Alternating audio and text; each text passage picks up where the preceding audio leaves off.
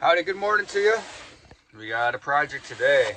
Hopefully it doesn't take all day, but we'll figure that out there. So this is gonna go off the turbo, runs at 90, and then it goes to the cold air intake setup that I have on the van. The OEM ones are known to crack and break, so I'm just gonna replace it before it becomes an issue. And then, if you don't know what this is a turbo pedestal. So the turbo bolts right here, sits on top of it.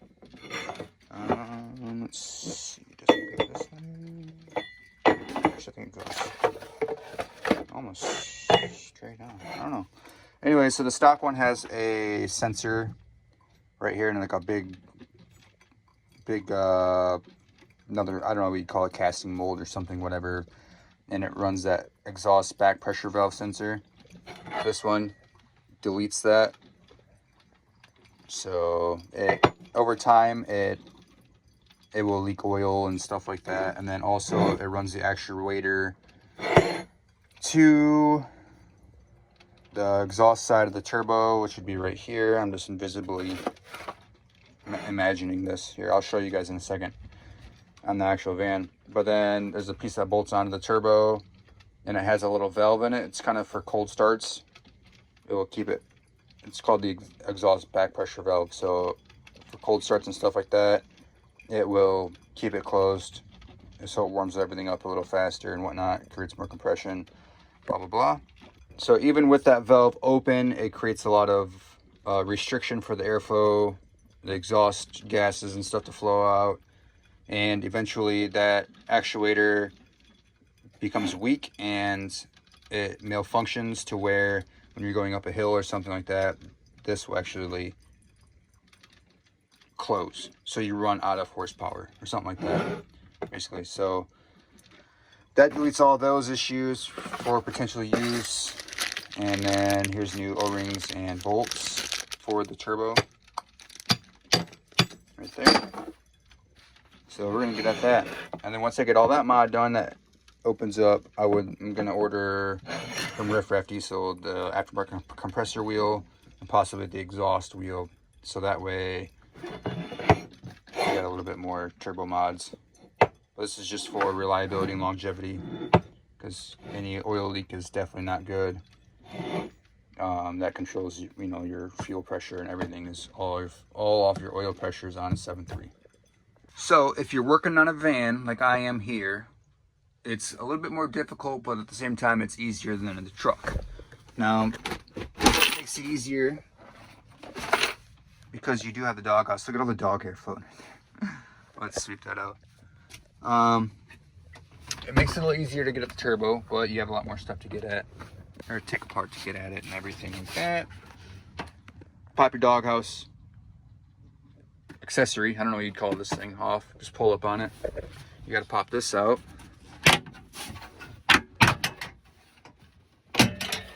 Carefully do so without breaking these, because once you break those off, this thing's pretty much useless.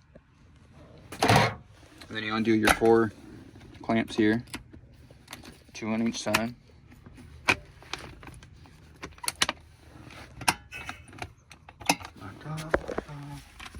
Watch your trailer brake there, controller.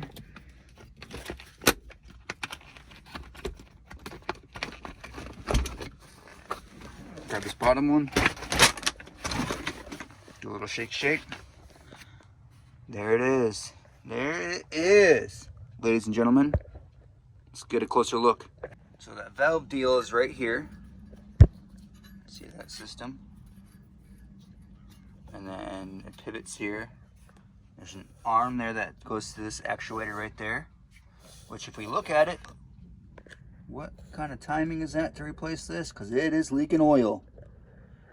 So that's going to reduce horsepower. It's going to do all sorts of stuff. Obviously, it'll leak oil. You see it's wet all over. I was wondering a little bit, I have had like a little bit of oil usage. So I'm going to hope and pray that's where that's at. And while I'm back here, I'm going to do a few other mods. One simple mod is you take these fuel bolts out. There's one there, there's one right here. You take those out and you can waller out the fuel holes, the angel bolt holes a little bit, and it allows more fuel into the fuel system. So I'm gonna do that. We already got a cold air intake set up on it, so that's done. I'm just gonna replace this 90 with the aftermarket one from Riff Raff Diesel. We did a CCV mod,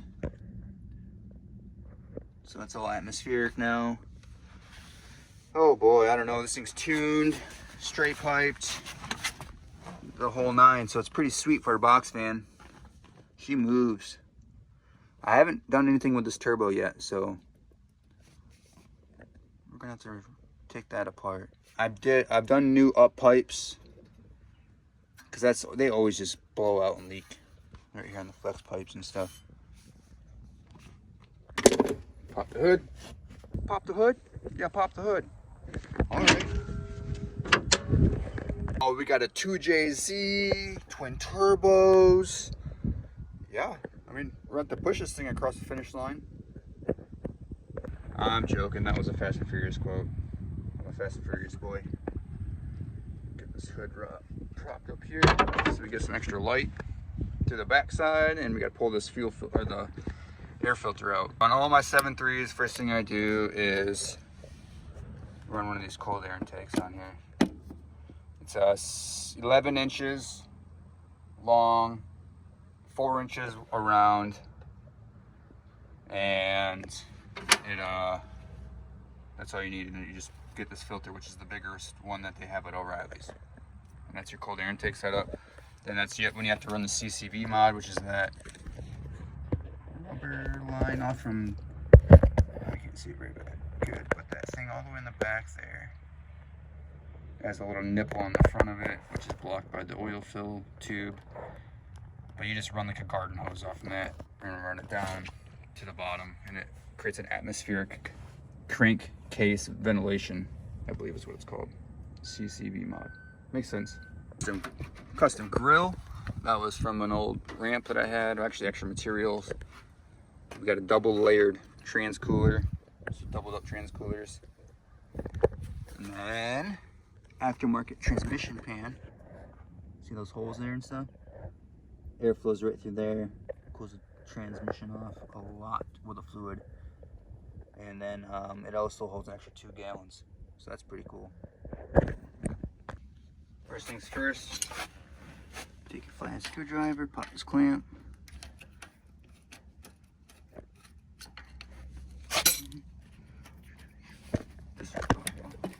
Ooh. 2 hands. So we do the old twist and pull on it here.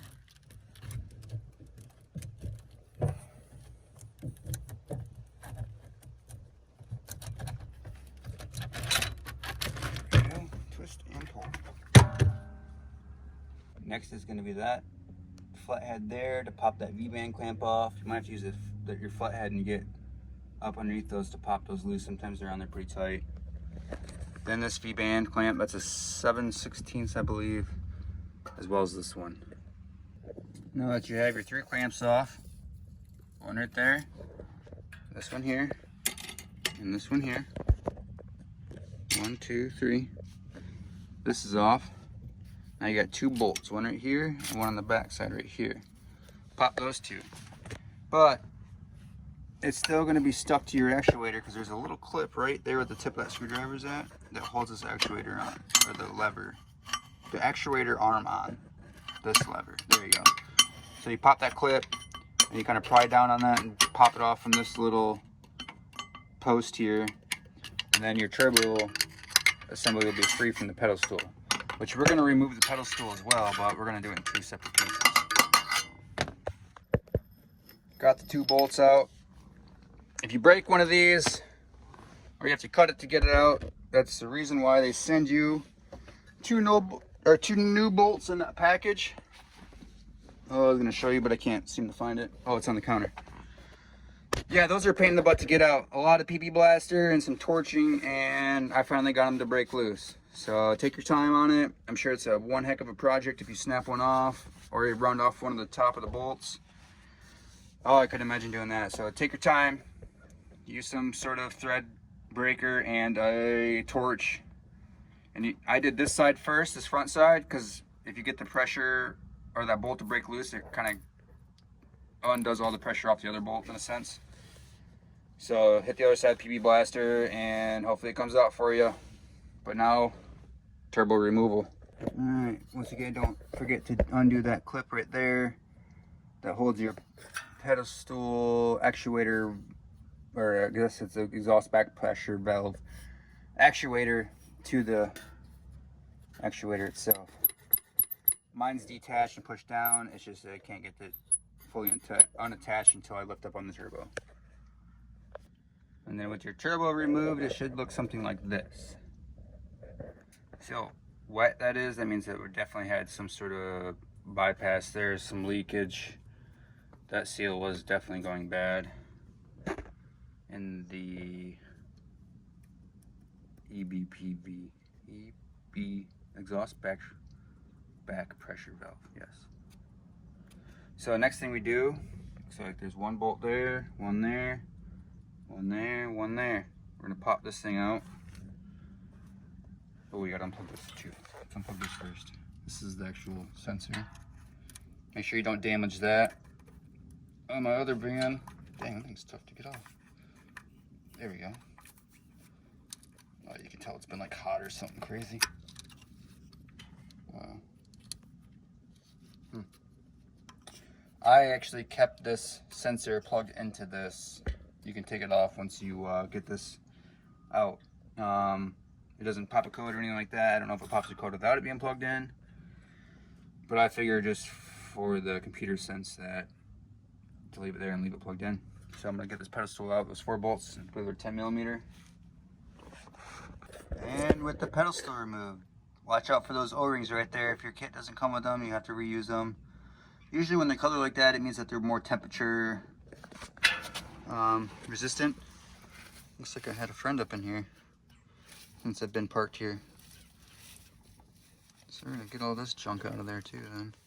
Watch your oil ports. You don't want any of that stuff going in your oil ports, which is right there. So be very, very careful. I'm sure it's a diesel and it'll be just fine, but just press certain. All right, let me get this cleaned up, and then we'll get to the next step. I would pop the sensor out real quick while you have it out and about. It's just that one bolt right there. And then it's like a bracket that holds it up. Oh, this whole thing right here. I just kind of left it dangling in the valley of the motor. It's one of the first steps we're going to have to do, so let's get on that. Unfortunately, I just broke the sensor trying to get it out. But I have a tuned PCM and aftermarket ECU in a sense. So, we're going to toss that one. Yep. We're just going to toss that guy. So, now we're going to leave this unplugged. I'll let you know if it is going to pop a code or something, when we should see it pretty much right when we turn the key on. But hopefully, let's cross fingers and hopefully it's all good. Hopefully, cross fingers, hopefully. Hope. We're just gonna have hope.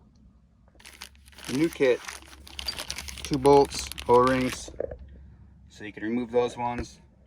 Make sure it's cleaned up. Always wipe from the inside out when you're dealing with a port like that.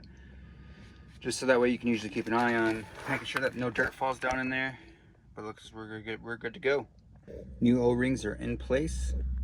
Make sure you pay attention because on the bigger ones, there's 2 bigger ones. One is definitely bigger than the other one. The bigger one goes down there. The smaller, bigger one is going to go right here. Right there. It should be a nice tight fit around this piece, which it is. Then the other one will sit right in there too once you bolt this into place.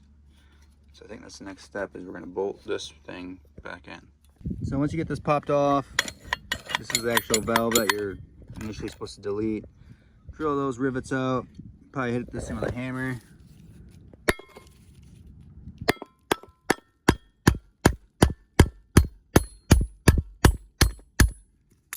Maybe not.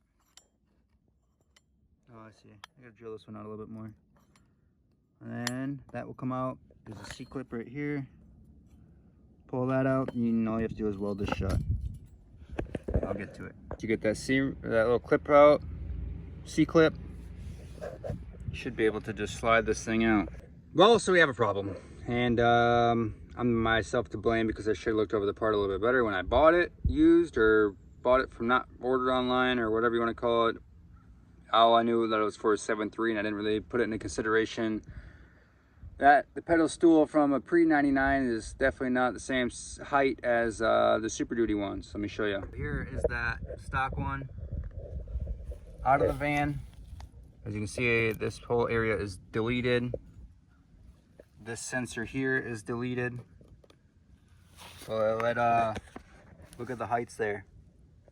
Completely different. Does not work at all. So I had to overnight some parts from Riff Raff Diesel, the correct pedal stool, and then what else? I'm doing an aftermarket compressor wheel in order to rebuild kit for the turbo. So luckily, or hopefully by then, it will shows up tomorrow. So next thing I'm gonna do, just for preparation, make sure it's all ready to go when the parts show up, I have to weld this hole shut. I'm gonna take a wire wheel, clean this surface up real nice, and this surface there, and then probably hit a few other surfaces just to make sure it's all good, clean connections when it gets all bolted back together. I took this housing off because I'm doing the aftermarket compressor wheel. So once I put the compressor wheel back on, that will get tossed back on, and then that should be good to go for the turbo. It'll be a little bit louder like my other van, and I got the anti-surge wheel. This stuff definitely needs cleaned up real good. Weld the hole shut. I threw 2 tacks on this too, just because I'm not sure if it would create enough pressure to blast that thing out, or what that little plug deal is there. So just make sure that one doesn't come out, and then that one's fully welded shut. I mean, you got it super hot, melted it right in there, so there's no leaks. You're gonna put this piece back on. Okay, the side that you welded is gonna go towards the bottom. If the turbo's laying in there, that's at the bottom. It only kind of goes on one way really, but just so you know. So tighten those 3 bolts down, and that's done. Then you have your turbo fully prepped and ready to put back in. If you didn't do the aftermarket compressor wheel, you're good to go. But I'm waiting on the wheel to come in tomorrow, and I'll put that on. You're gonna want to grab your 1/4-inch ratchet. Those 2 bolts on the back of the head that I showed you. That hole there, and that one there. So Riff Raff sells aftermarket banjo bolts. I don't know what you'd really call these. These go to your fuel rail, but see those holes? That's where your fuels goes in.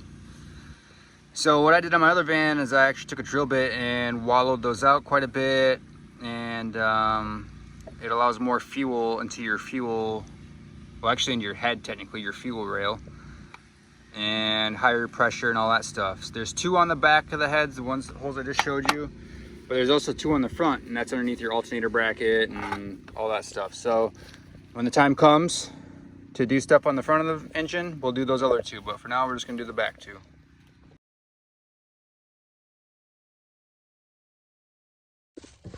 Well, that's gonna end it for today's video. What? We're just waiting on parts. See you guys tomorrow.